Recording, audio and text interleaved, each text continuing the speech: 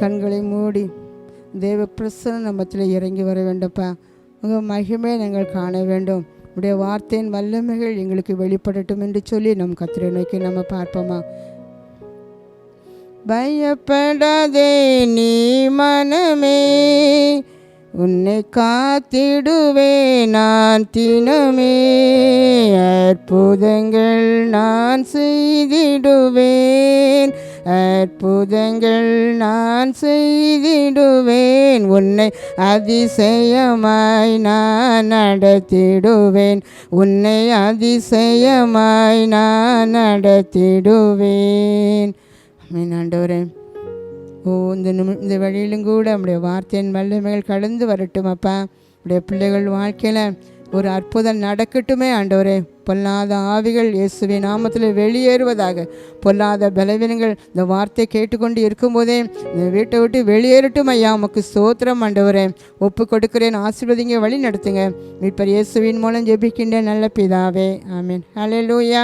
கிருபை நிறைந்த இயேசுவின் நாமத்தினாலே உங்களை நான் வாழ்த்துகிறேன். இந்த வேளையிலும் கூட தேவ சமூகத்தில் நான் காத்திருந்த போது ஆண்டவரை என்ன வார்த்தையை கொண்டு போக வேண்டும் என்று சொல்லி நான் பல மணி நேரம் தேவ சமூகத்தில் காத்திருந்த போது கர்த்தர் தந்த வார்த்தை இதுதான். எடுத்து வாசிப்போமா. யோவான் எழுதின சுவிசேஷம் 10ஆம் அதிகாரம் 11ஆம் வசனம். நானே நல்ல மேய்ப்பன், நல்ல மேய்ப்பன் ஆடுகளுக்காக தன் ஜீவனை கொடுக்கிறான். பாருங்கள், இந்த இடத்துலையும் கூட ஆண்டவர் நம்மளை பற்றி சொல்கிறாரு, நான் நல்ல மேய்ப்பனாக இருக்கிறேன். ஆண்டவரை ஒரு மேய்ப்பனாக அவர் ஒப்பிடுறாரு. அவருடைய பிள்ளைகளாக உங்களை என்னையும் கூட ஒரு ஆடுகளாக அவர் என்ன செய்கிறாங்க ஒப்பிட்டு பேசுகிறாரு.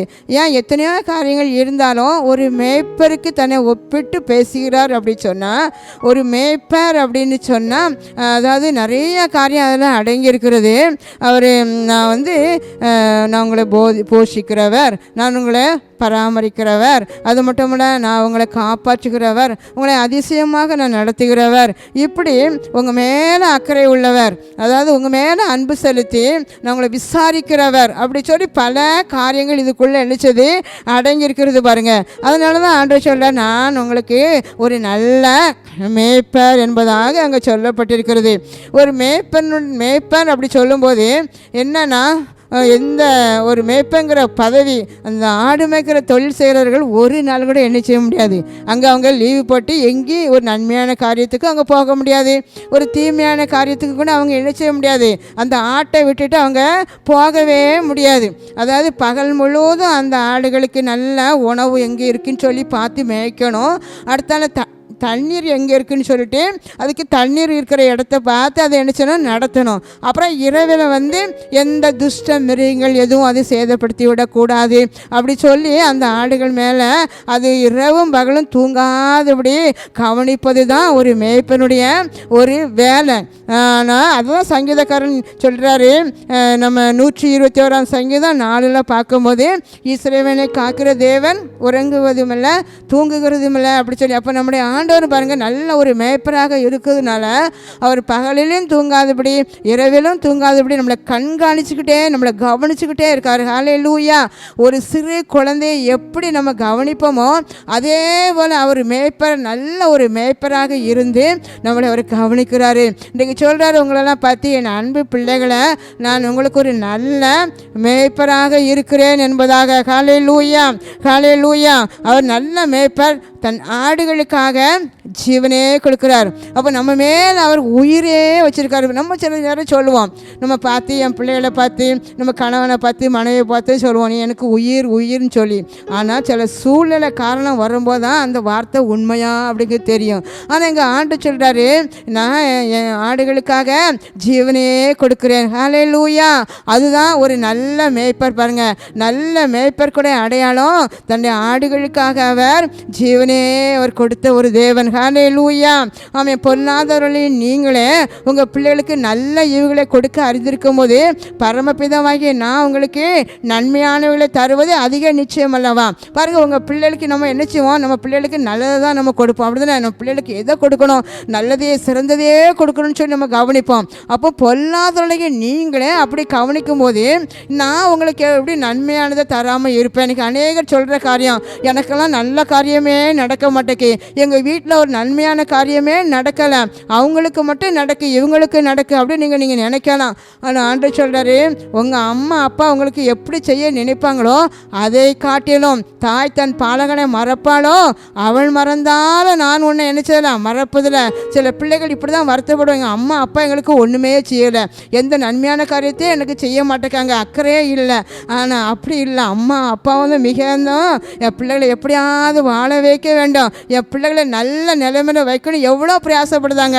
ஆனால் அதை காட்டிலும் ஆண்டவர் சொல்கிறார், நான் உங்களை அதிகமான நினைச்சு உங்களை நான் நேசிக்கிறேன், நன்மையான காரியத்தை நான் உங்களுக்கு செய்வேன் என்று கர்த்தர் வாக்கு கொடுக்கிறார். நான் ஒரு நல்ல மேய்ப்பன், நான் உங்களுக்கு ஒரு நல்ல மேய்ப்பராக இருக்கிறேன். ஒரு மேய்ப்பன் எப்படி தன் ஆடுகளுக்கு எதெல்லாம் கவனிப்பானோ அதை காட்டிலும் நான் ஜீவனையே நான் கொடுக்கிறேன் என்று கர்த்தர் வாக்கு கொடுக்கிறார். ஹல்லேலூயா. சங்கீதக்காரன் சங்கீதம் 23:1 பார்க்கும்போது கர்த்தர் என் மேய்ப்பராக இருக்கிறார், நான் தாழ்ச்சி அடையேன். சில வார்த்தைகளை கர்த்தர் நம்மோடு கூட பேசுவார் பாருங்க. பேசும்போது இது யாருக்கோ பேசுகிறார், யாருக்கோ அப்படி நினைக்கக்கூடாது. அந்த செய்தி வேளையில் வருகிற வார்த்தைகள் நம்ம பிடிச்சுக்கிடணும். இது எனக்கு தந்த வார்த்தை, இது எனக்கு எங்கள் அப்பா என்கிட்ட பேசுகிறாங்க, எனக்கு தருகிற வார்த்தை, இதை நீங்கள் ஏற்றுக்கொள்ளணும். தாவீது அதை தான் பாருங்க, நல்ல மேய்ப்பர், அவர் நல்ல மேய்ப்பர் தான். ஆனால் நம்மளும் அதை என்ன செய்யணும், விசுவாசித்து ஏற்றுக்கொள்ளணும். எனக்கு ஒரு நல்ல மேய்ப்பர், அதான் ஒரு விசுவாசத்தோடு சொல்கிறாரு, கர்த்தர் என் மேய்ப்பராக இருக்கிறாரு, நான் என்ன செய்ய மாட்டேன், நான் தாழ்ச்சி அடையவே மாட்டேன், நான் தாழ்ச்சி அடைய எந்த வகையில் நான் என்ன செய்ய மாட்டேன், எல்லா வகையிலும் ஒரு வகையில் நான் குறைந்து போக மாட்டேன் அப்படி சொல்லி தன் அனுபவத்திலேருந்து அவர் நினைச்சாரா அவர் நடத்துகிறாரு பாருங்க, சொல்கிறாரு. அப்போ நம்மளும் இந்த வார்த்தையெல்லாம் அறிக்கையிடணும். தாவீது சொன்னது போல் நீங்களும் நானும் என்ன சொல்லணும்னா, கர்த்தர் என் மேய்ப்பராக இருக்கிறாரு, நான் தாழ்ச்சி அடையன். குறைவு வரும்போதெல்லாம் நீங்கள் இதை சொல்லுங்கள். உங்களுக்கு கஷ்டம் வருதா, தரித்திரம் இருக்கிறதா, இந்த வார்த்தையை நீக்கி நீங்கள் பிடிச்சி விடுங்க. இன்றைக்கி உங்களுக்கு நீங்கள் ஐயோ இந்த கஷ்டத்துலேருந்து எப்படி நான் வெளியே வருவேன், இந்த குறைவை எனக்கு யார் எனக்கு என்னச்சுவா. அன்னைக்கு ஆனால் ஒரு கல்யாண வீட்டில் பெரிய குறைவு வந்தது. கர்த்தர் அந்த குறைவை என்னச்சுதாரா அற்புதமாக அங்கே வெறும் தண்ணீர் அவர் என்னச்சுதாரா நல்ல ஒரு ருசி உள்ள திராட்சை ரசமாக அவர் சுவையுள்ளதாக மனமுள்ளதாக அவர் என்னச்சார் மாற்றி அற்புதம் செய்தார் என்று பார்க்குறோம். அருமையான இன்றைக்கும் கூட அந்த குறைவை நிறைவாக்கின கர்த்தர் உங்கள் வாழ்க்கையில் எதெல்லாம் குறைவு இருக்கிறதோ அந்த குறைவின் மூலமாக நீங்கள் கலங்க தேவையே இல்லை. இந்த வசனத்தை நீங்கள் விசுவாசத்தோடு கர்த்தர் என் மேய்ப்பராக இருக்கிறார், நான் தாழ்ச்சி அடையேன். ஏன் கர்த்தர் எனக்கு மேய்ப்பராக இருக்கிறார் என்பதாக அவர் சொல்கிறாரு. ஏன் அவர் அனுபவத்திலிருந்து அவர் ஆடுகளை மேய்த்து கொண்டு இருந்ததுனால அந்த ஆடுகளை எப்படி பராமரித்தார், எப்படி போஷித்தார், எங்கெல்லாம் புல் இருக்கோ அங்கெல்லாம் அவருக்கு அந்த வேலையை அவர் செய்ததுனால தான் நம்ம தகப்பனுக்கு அவர் எனக்கு மேய்ப்பராக இருக்கிறார். நானே என் ஆடுகளை இப்படி நான் கவனித்தேன்னா எங்கள் அப்பா மேய்ப்பராக எனக்கு இருக்கிறாரு. அதனால் நான் என்ன செய்ய மாட்டேன், ஒரு நாள் நான் என்ன செய்ய மாட்டேன், நான் குறைந்து போகவே மாட்டேன் அப்படி அவர் சொல்கிறாரு. ஒரு மேய்ப்பனுடைய கடமை ஒவ்வொரு நாளும் ஒரு நாள் நல்ல ஆகாரம் கொடுத்துட்டு அடுத்த நாள் அதை கவனிக்காமல் விடுகிறது ஒரு மேய்ப்பன் இல்லை. அந்த மேய்ப்பன் ஒவ்வொரு நாளும் அந்த ஆடுகளுக்கு நல்ல ஆகாரம் கொடுக்கணும். எங்கெல்லாம் புல் இருக்குதோ அங்கெல்லாம் அவர் என்ன செஞ்சுட்டு போவார், அந்த புல் இருக்கிற இடத்துல அவர் அங்கே கண்டுபிடிச்சி அந்த ஆடுகளை விட்டு அது மேய விடுது. எங்கெல்லாம் தண்ணி இருக்குதோ அங்கெல்லாம் அவர் என்னச்சாரா அந்த தண்ணி இருக்கிற இடத்துலலாம் அவர் என்னச்சுவாராம் அந்த மேய்ப்பர் கொண்டு போது வழக்கம். தாவீதும் அப்படி தான் செய்திருப்பார். அதான் இன்றைக்கி அவர் ஆண்டவரை நீங்கள் கர்த்தர் என் மேய்ப்பராக இருக்கிறாரு, அவர் என்னை புல்லுள்ள இடங்களெல்லாம் அவர் என்னச்சுவாரா அவர் என்னை கொண்டு போய் என்னைய மேய்ப்பார் என்பதாக சொல்கிறார். ஹல்லேலூயா. அருமையான இன்றைக்கு உங்களையும் பார்த்து சொல்கிறாரு, நான் உங்களுக்கு நல்ல ஒரு மேய்ப்பர், நான் நல்ல ஒரு மேய்ப்பராக இருக்கிறேன். அதே போல் என் அன்பு பிள்ளைகளுக்கு நான் மேய்ப்பராக இருக்கிறேன். நீங்கள் என்ன செய்யணும், ஏசப்பா எங்களுக்கு நல்ல ஒரு மேய்ப்பராக இருக்கிறாரு, ஏன் மேய்ப்பராக இருக்கிறாரு, அதனால் நான் என்ன செய்ய மாட்டேன், தாழ்ச்சி அடையேன் அப்படி சொல்லி நீங்கள் இந்த விசுவாச வார்த்தை இன்றையில இருந்து இந்த வார்த்தை உங்கள் காதில் கேட்க வச்சுருக்கிறாரு ஆண்டவர். இந்த வார்த்தை மூலமாக உங்களோட இடைப்பட்டு கொண்டு இருக்கிறாரு. நீங்கள் இந்த வார்த்தையை சொல்லி நீங்கள் என்ன செய்யணும், நீங்கள் இடைப்பட வேண்டும். ஹல்லேலூயா, ஹல்லேலூயா. பாருங்க, சிங்க குட்டிகள் பட்டினி கிடக்கும், ஆண்டவரை தேடுவோர்க்கு கூரை இல்லையே. சிங்க குட்டிகள் பட்டினி கிடக்கும், ஆண்டவரை தேடுவோர்க்கு கூரை இல்லையே, கூரை இல்லையே, கூரையில்லையே, ஆண்டவரை தேடுவோர்க்கு கூரையில்லையே. சிங்க குட்டிகள் பட்டினி கிடக்கும், ஆண்டவரை தேடுவோர்க்கு கூரையில்லையே. பாருங்க, புல்லுள்ள இடங்களிலே என்னை அவர் கொண்டு மேய்க்கிறார், தண்ணீர் என்று என்னை கூட்டி சென்று என்னை தாகம் திரிக்கின்றார் என்பதாக பக்தர் பாடுகிறார்.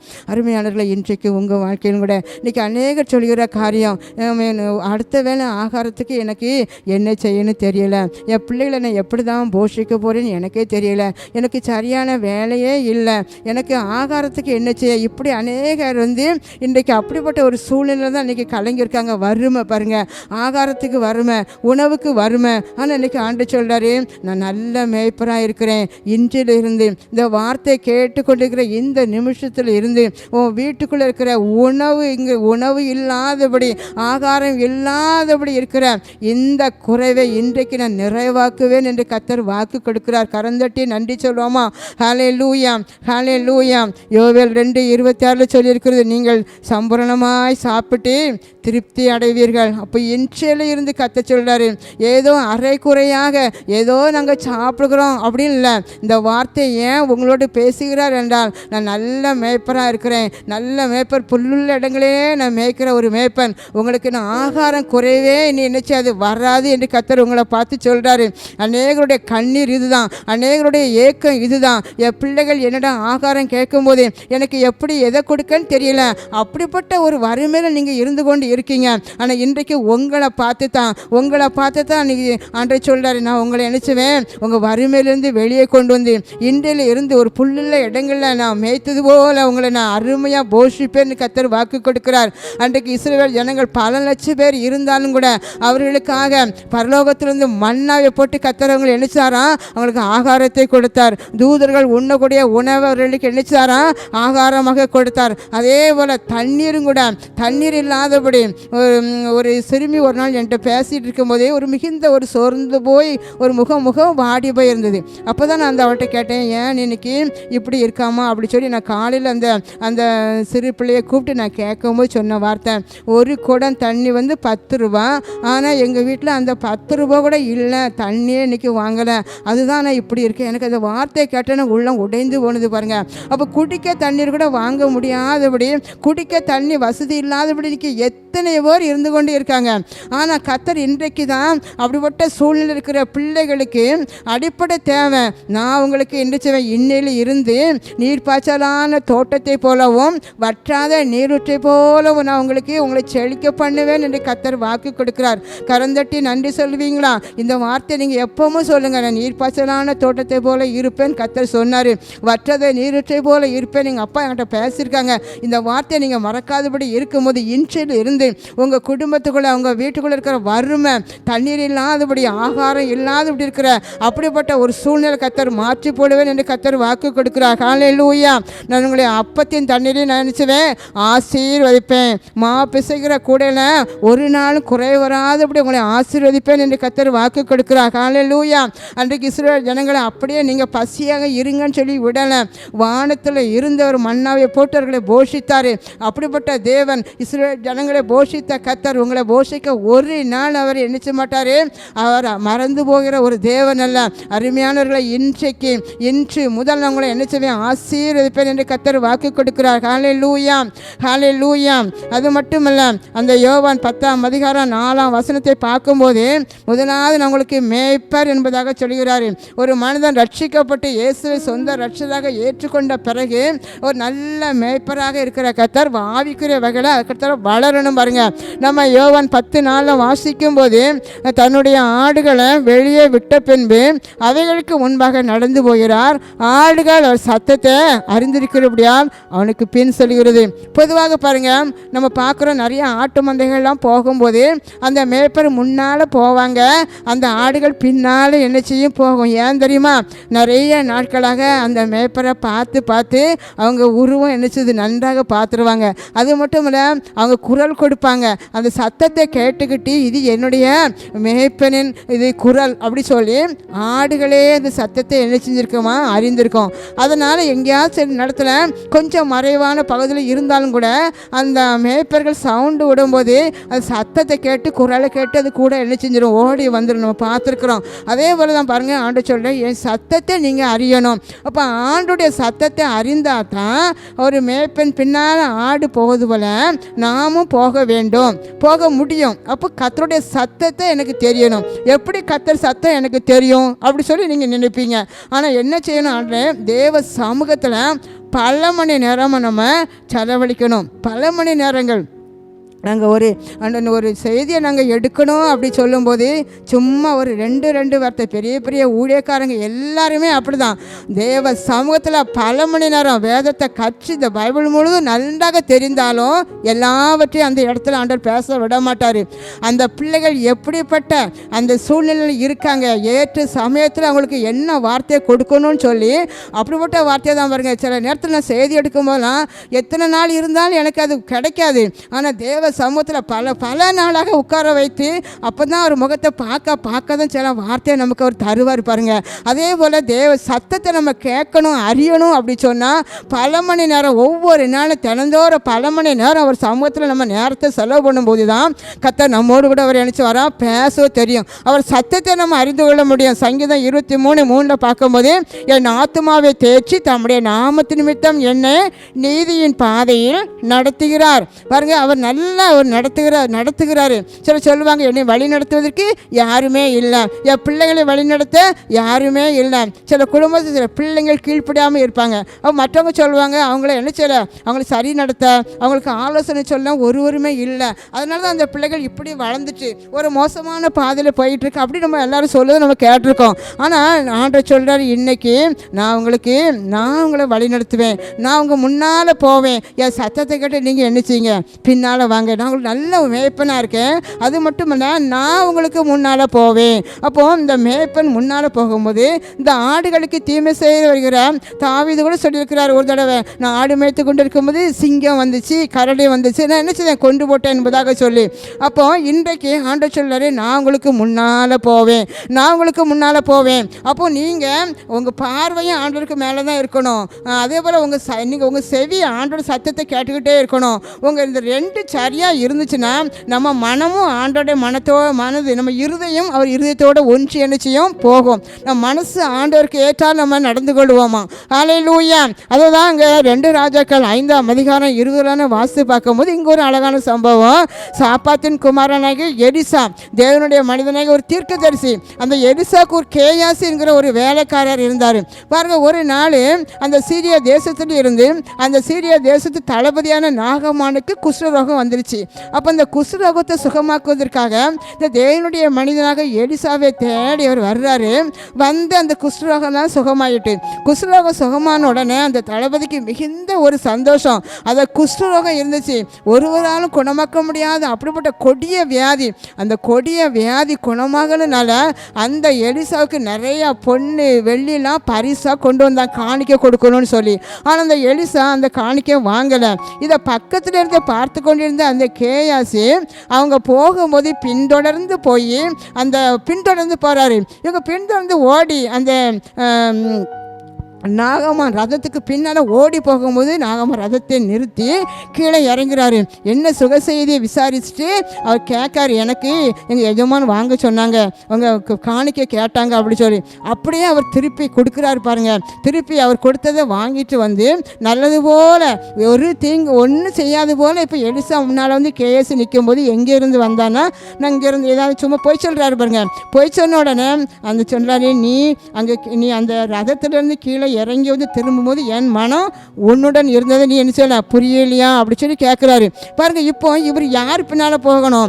இது வரைக்கும் எலிசா பின்னால் தான் போயிட்டு இருந்தார். ஆனால் இன்னைக்கு பணம் பொருள் அது மேலே அவர் கண் வைத்ததுனால, அது மேலே அவர் மனசு போனதுனால அதை பின்தொடர்ந்து போகிறாரு. பணம் நமக்கு தேவை தான், ஆனால் நம்ம மனசு பணத்தை பார்த்து பொருளை பார்த்து ஐஸ்வர்யத்தை பார்த்து உலக ஆடம்பரத்தை பார்த்து என்னச்சக்கூடாது, நம்ம மனம் ஓடக்கூடாது. நம்ம யார் பின்னால் தான் போகணும். நம்ம முன்னால் நம்ம நம்ம ஆண்டவர் போகிறாரு, அவருக்கு பின்னால் நான் போவேன், அந்த ஒரு எண்ணத்தோடு கூட நான் போக வேண்டும். ஹல்லேலூயா. அப்போ ஆண்டவர் சொல்ல, நான் உங்களுக்கு முன்னால் போவேன். எசேக்கியேல் 34:22 பார்க்கும்போது, என் ஆடுகள் சூறையாகாதபடிக்கு விடுவிப்பேன், சத்ருவின் கையிலேருந்து நான் அவளை நினைச்சுவேன், என்னை பாதுகாப்பேன். என் ஆடுகள் என் பின்னால் வரும்போது அந்த ஆடுகளை யாரும் சூறையாட முடியாது. அருமையானவர்களே, இன்றைக்கு இந்த வேளையில் கர்த்தர் உங்களோடு பேசி கொண்டிருக்கிறார். யார் பின்னால் ஓடிக்கொண்டிருங்க, கொண்டு போகிறீங்க, எதுக்கு பின்னால் நீங்கள் ஓடுதீங்க? ஆண்டு சொல்ல, இன்னைக்கு நான் முன்னால் போகிறேன், சத்தத்தை கேட்டு கேட்டு என் தேவ சமூகத்தில் அமர்ந்து என் சத்தத்தை நீ கற்றுக்கொண்டு என் பின்னால் வா, நான் உன்னை நடத்துவேன். உன் குடும்பத்தை வருகிற ஆபத்துகள், உன் பிள்ளைகளுக்கு வருகிற தீமையான காரியத்தை என்னச்சுவேன், நான் உன்னை அதிலிருந்து விடுதலை பண்ணுவேன் என்று கர்த்தர் வாக்கு கொடுக்கிறார். நீங்கள் நீ சூறையாட மாட்டீங்க, உன் குடும்பம் சூறையாடப்படாது, உன் பிள்ளைகள் சூறையாட யாராலும் முடியாது.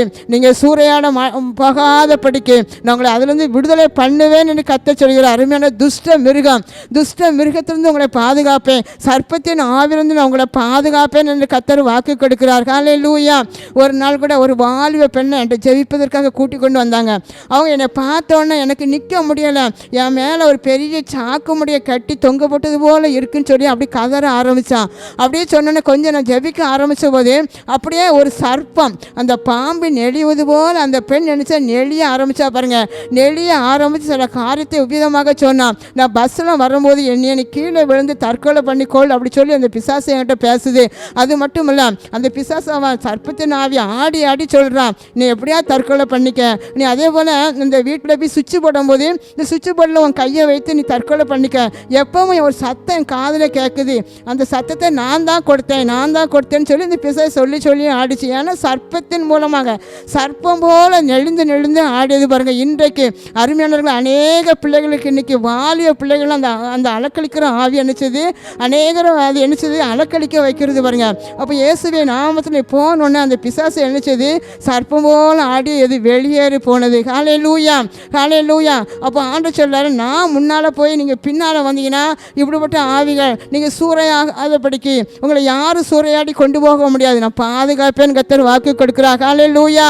துஷ்ட மிருகம் அநேக பிசாசுகள் சரீரத்தை விட்டு வெளியே போகும்போது யானை போல ஆடி, அப்படிதான் இன்னொரு சகோதரி கூட அவள் ஜெபித்து கொண்டு இருக்கும்போது அந்த சரீரத்தில் இருக்கிற பொல்லாத ஆவி யானை உருவத்தை போல தும்பிக்கையை போல ஆடி வெளியேறி போனது. அப்போ இன்னைக்கு இந்த வேதத்தை வாசி தியானிக்கும் போது இதான் எனக்கு வந்துச்சு பாருங்க. அப்போ துஷ்ட மிருகங்கள் வலு சர்ப்பத்தின் ஆவிகள் பிள்ளைகளை என்ன செய்து அலக்கழித்து வேதனைப்படுத்துகிறது. ஆனால் கர்த்தருடைய பரிசுத்த ஆவியாளர் முன்னால் அது என்ன செய்ய முடியல, நிற்க முடியல. கர்த்தருடைய ரத்தத்தை அது மேலே தெளிக்கும் போது அப்படிப்பட்ட அலக்கழிக்கிற ஆவிகள் சரீரத்துக்குள்ளே இருக்க முடியல. அருமையானவர்களை, இன்றைக்கும் கூட உங்கள் குடும்பத்தில் இருக்கிற சர்ப்பத்தின் ஆவி, இந்த வார்த்தையை நீங்கள் கேட்டுக்கொண்டு இருக்கும்போது சர்ப்பத்தின் ஆவி இயேசுவின் நாமத்தில் அது வெளியேறி கொண்டிருக்கிறது. ஹல்லேலூயா. கரந்தட்டி கர்த்தருக்கு நன்றி சொல்லுங்க. அது மட்டுமல்ல, துஷ்ட மிருகங்கள் ஆமென் ஹல்லேலூயா எல்லாம் கூட இப்போது வெளியேறி கொண்டு இருக்கிறது. துஷ்ட ஆவியின் கிரியைகள் அது அழிக்கப்பட்டு கொண்டு இருக்கிறது. Thank you Jesus. கரந்தட்டி கர்த்தருக்கு நன்றி சொல்லுங்க. அது மட்டுமல்ல, இஸ்ரவேல் ஜனங்களை கர்த்தர் வழிநடத்தி செல்லும்போது யாத்திராகமம் 14:15-14 நீங்கள் வாசித்து பார்த்தீங்கன்னா, முதலாவது கர்த்தர்களை வழிநடத்தி செல்றாரு. எகிப்திலிருந்து அவங்கள பாலும் தேனும் ஓடுகிற கானான் தேசத்துக்கு கொண்டு முதல் ஆரம்பத்தில் அவங்க முன்னால் அவங்க ரொம்ப சந்தோஷமாக வராங்க. பெரிய ஒரு ஆசீர்வாதமான தேசத்தை நான் பிதாக்களுக்கு கொடுத்த வாக்குத்தத்தம் நிறைவேற போகுது, நம்ம அதை சுதந்திரிக்க போகிறோம் அப்படி சந்தோஷமாக வராங்க. ஆனால் முதல் ஆரம்பத்தில் அவங்களுக்கு முன்னால் ஒரு செங்கடல் தான் என்ன செய்யுது, அவங்கள பயமுறுத்துகிறது. முன்னால் செங்கடல் நின்று கொண்டிருக்கிறது, பின்னால் பார்வோன் சேனைகள் என்ன செய்ய என்று சொல்லி அந்த மோசையை பற்றி பல விதமான காரியங்கள் அவங்க பேசுகிறாங்க. ஆனால் மோசே கர்த்தரை நோக்கி முறையிட்ட போது உன் கையில் இருக்கிற கோலை நீ நீட்டின்னு சொல்கிறாரு. அது நீட்டின உடனே அந்த சமுத்திரம் 2ஆக பிளந்தது. ஹல்லேலூயா. அருமையானவர்களே, இன்றைக்கும் கூட உங்கள் வாழ்க்கை பிரயாணத்தை சந்தோஷமாக அதை தொடர விடாத படிக்கு தடை பண்ணி நின்று கொண்டு வைத்திருக்கிற இந்த செங்கடல் போல பிரச்சனைகள், செங்கடல் போல உங்கள் வாழ்க்கையில் இருக்கிற சோதனைகள், போராட்டங்கள் எல்லாவற்றையும் கர்த்தர் இன்றைக்கு அதை பிளந்து விட்டு உங்களுக்கு வழி விடுகிறேன் என்று கர்த்தர் வாக்கு கொடுக்கிறார். கரந்தட்டி நன்றி சொல்வீங்களா? ஒவ்வொரு நாளும் இந்த செங்கடலை பார்த்து நீங்கள் சோர்ந்து போய் இருக்கீங்க. இன்றைக்கு கர்த்தருடைய ஆவியானவர் சொல்கிறாரு, உங்களுக்கு முன்பதாக இருக்கிற செங்கடல் போல் இருக்கிற கஷ்டத்தை நான் பிளந்து வழிவிட பண்ணுவேன் என்று கர்த்தர் வாக்கு கொடுக்கிறார். ஹல்லேலூயா. ஹல்லேலூயா. வழியே இல்லை, எனக்கு வாழ வழியே இல்லை, என் பிள்ளைகள் நல்ல நிலைமையில் இருக்கிறதுக்கு எந்த வழியும் இல்லை, எந்த சாத்தியமும் இல்லைன்னு சொல்கிறீங்க. ஆண்டவர் உங்களை பார்த்து சொல்கிறார், நானே வழியும் சத்தியமும் உங்களுக்கு ஜீவனமாக இருக்கிறேன்னு கர்த்தர் வாக்கு கொடுக்கிறார். ஹல்லேலூயா. துஷ்ட மிருகம் இனி உங்கள் பக்கத்தில் வரவே முடியாது. மிருகங்களின் ஆவிகள் உங்களை என்ன செய்ய முடியாது, அலக்களிக்க முடியாது. பொல்லாத ஆவிகள், சர்ப்பத்தின் ஆவிகள், அநேகருடைய குழந்தை இல்லாத படிக்க கூட அந்த சர்ப்பத்தின் ஆவி உங்களை கிரியை செய்து அலக்களிக்கிறது. இன்றைக்கு கர்த்தருடைய ஆவினர் உங்களை பார்த்து சொல்கிற, அருமையான மகளே, இன்றைக்கு அந்த சர்ப்பத்தின் ஆவின் வல்லமை நான் முறியடிக்கிறேன். உங்கள் வாழ்க்கையில் சந்ததிகள் உருவாக விடாதபடி, பெருக்கம் உண்டாக விடாதபடி தடைபடுகிற சர்ப்பத்தின் தலையை இப்பொழுது கர்த்தருடைய ஆவியாளர் அதை மிதித்து போட்டார். இன்றைக்கு கரந்தட்டி நன்றி சொல்லுங்க. கர்த்தர் உங்களுக்கு அழகான ஒரு குழந்தை தருவேன் என்று வாக்கு கொடுக்கிறார். ஹல்லேலூயா. சர்ப்பத்தின் ஆவிகள் மூலமாக உங்கள் சரீரத்துக்கு வேதனைகள், உங்கள் பிள்ளைகளை அலக்களிக்கிறதோ, இன்றைக்கு சர்ப்பத்தின் ஆவியை கர்த்தர் மிதித்து போட்டார் என்று நீ கர்த்தருக்கு நன்றி சொல்லுங்க. ஹல்லேலூயா. அப்போ அருமையானவர்களை, இன்றைக்கு கர்த்தர் உங்களை பார்த்து சொல்கிற காரியம், நான் நல்ல மேய்ப்பனாக இருக்கிறேன். இன்றையில இருந்து உங்களுக்கு உணவுக்கோ தண்ணிக்கோ நான் என்ன செய்ய மாட்டேன், அந்த வறட்சியை எடுத்து போடுவேன். நான் எந்த குறைவும் இல்லாதபடி உங்களை நடத்த போகிறேன் என்று கர்த்தர் வாக்கு கொடுக்கிறார். நீங்கள் செய்யக்கூடிய காரியம் இதுதான். தாவீது சொன்னாரே, கர்த்தர் என் மேய்ப்பனாக இருக்கிறார், நான் தாழ்ச்சி அடையேன் என்பதாக சொல்லி இந்த வசனத்தை நீங்கள் திரும்ப திரும்ப எங்கே போனாலும் எந்த இடத்துல இருந்தாலும் இன்றைக்கு தந்த இந்த வார்த்தையை, இது எனக்கு தான் சொல்லி நீங்கள் சொல்லி அறிக்கை இடும்போது அப்படியே நீங்கள் தாழ்ச்சி அடையாதபடி கர்த்தர் உங்களை நடத்துகிற ஒரு வல்ல தகப்பன். அது மட்டுமல்ல, நான் வழி நடத்த யாருமே இல்லை, நல்ல வழி எதுன்னு தெரியல, எது கெட்ட வழி எதுன்னு தெரியலன்னு சொல்லி நீங்கள் ஒவ்வொரு நாளும் நீங்கள் நினைப்பீங்க. ஆனால் இன்றைக்கு கர்த்தர், நான் நல்ல ஒரு மேய்ப்பனாக நான் உங்களுக்கு முன்னால் போவேன், என் சத்தத்தை மட்டும் நீங்கள் கேட்டு என் பின்னால் நீங்கள் என்ன செய்யுங்க, வாங்க. ஆமாம், என் பின்னால் நீங்கள் வரும்போது உங்கள் மனசு என் பின்னால் வரணும், உங்கள் பார்வை என் பின்னால் வரணும். என் சத்தத்தை என் தேவ சமூகத்தில் நீங்கள் அதிக நேரம் காத்திருங்க. ஏதோ செபிக்கிறேன் அப்படி இல்லை, பல மணி நேரம் தேவ சமூகத்தில் காத்திருக்கும் போது கர்த்தர் உங்களோடு பேசுவார். அவர் சித்தத்தை நீங்கள் அறிந்து கொள்ள முடியும். செங்கடல் போல் இருக்கிற பெரிய பெரிய பிரச்சனையை இன்றைக்கு நான் பிளந்து உங்களை வழி விடுகிறேன். எல்லா கஷ்டத்திலிருந்து உங்களை பிளந்து நான் வழி விடுவேன்னு கர்த்தர் வாக்கு கொடுக்கிறார். உங்களை யாரும் சூறையாகாத படிக்க நான் பாதுகாப்பேன் கர்த்தர் வாக்கு கொடுத்தார். எல்லார் கண்களையும் மூடி எங்களோடு பேசினதற்காக நன்றி என்று சொல்லுவோமா? எல்லா அந்நிய கிரிகளை தேவன் அழித்து போட்டதற்காக நன்றி என்று சொல்லுவோமா? வீட்டுக்குள்ள இருந்த சர்ப்பத்தின் ஆவியை கர்த்தர் முறியெடுத்ததற்காக நன்றி என்று சொல்லுவோமா? ஹல்லேலூயா. துஷ்ட மிருகத்தின் ஆவி உங்களை தொடாதபடி கர்த்தர் உங்களை பாதுகாத்ததற்காக நன்றி சொல்லுவோமா? ஹல்லேலூயா. ஆமே. ஒரே ஒரு நினைவு, எனக்கு முன்பதாக கர்த்தர் கடந்து போகிறார், எனக்கு முன்பதாக கர்த்தர் நடந்து போகிறார். ஹல்லேலூயா. அவருக்கு பின்னால் போவேன், சத்தத்தை நான் கேட்பேன் என்று சொல்லுவீங்களா? Thank you Jesus. ஹல்லேலூயா. அன்பு பிள்ளைகளோடு இடைப்பட்டதற்காக நன்றி அப்பா, இடைப்பட்டதற்காக நன்றி. எங்களை நடத்துவதற்கு ஒரு ஆள் இல்லையே என்று சொன்னேன். இன்றைக்கு என் குடும்பத்தின் தலைவராக இருந்து நீங்கள் எங்களுக்கு முன்பதாக சென்று நீங்கள் எங்கள் வழி நடந்து போகிறதற்காக நன்றி. நீங்கள் முன்னால் போகிறீங்கப்பா, நான் தனியாக போகிறேனே, எனக்கு வழிகாட்ட யாரும் இல்லையே என்று சொல்லி நீ கலங்கின அன்பு சகோதரி, கர்த்தர் உன்னை பார்த்து சொல்கிறாரு, நீ முன்னால் போகும்போதெல்லாம் உன் பின்னால் நான் வருவேன். அதே போல் நான் முன்னால் போகும்போது என் சத்தத்தை கேட்டு நீ பின்னால் வா என்று கர்த்தர் உன்னை பார்த்து சொல்கிறார். ஹல்லேலூயா. நன்றி ஆண்டவரே. இனி உன் குடும்பத்தை, உன் பொருளை, உன் வருமானத்தை, உன் எல்லை யாரும் கூட சூறையாட முடியாதுன்னு கர்த்தர் வாக்கு கொடுக்கிறார். ஹல்லேலூயா. அந்த பிள்ளைகளை தொட்டதற்காக நன்றி, ஒவ்வொரு தொட்டு ஆசீர்வாதத்துக்காக நன்றி. ஒப்பு கொடுக்கிறேன், ஆசீர்வதிங்க, வழி நடத்துங்க. இயேசு கிறிஸ்துவின் நாமத்தில் ஜெபிக்கிறேன் நல்ல பிதாவே, ஆமென். God bless you.